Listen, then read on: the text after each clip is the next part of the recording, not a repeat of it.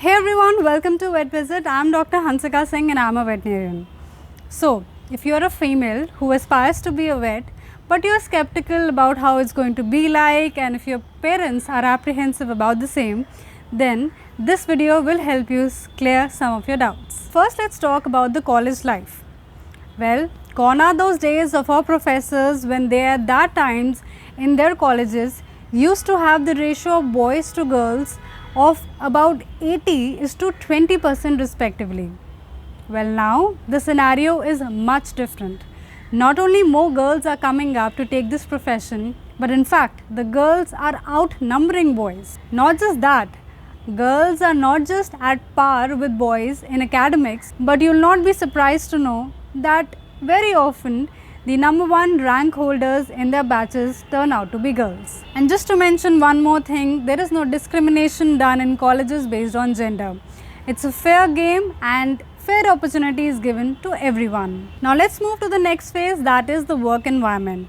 So how the work environment would be working in a rural or semi-rural area versus in an urban setup. Well, metropolitan areas have a lot of veterinary clinics and hospitals. And more often than not, many veterinary clinics and hospitals, including the leading ones, have female vets as founders or as senior veterinarian in their clinics. So that means that there are a lot of opportunities for female vets. There can be a few challenges, but here the challenges come with choice. Hospitals that operate 24/7 may ask you to work in night shifts as well.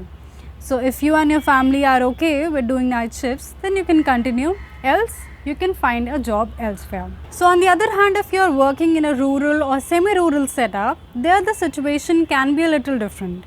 You may come across a few challenges or rather limitations, but it may depend on a few factors like what exactly is your job profile and what is your location of work. For instance, you get a call for an emergency case at late evening or night, which requires you for a home visit for that particular case, but it may not be practically possible for a female vet to actually go there. So in such cases, you can send your paravet instead. There's one more point that I'd like to add, and it's exclusively for all the girls watching this video, and it's about the rural areas.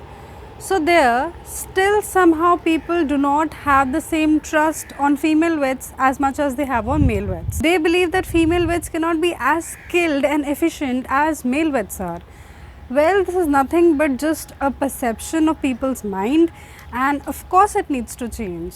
But who can change it? Only us. And the change can only be brought with the help of perseverance and continuous hard work. Because of course, the mindset cannot be changed overnight and just with the help of one person's effort.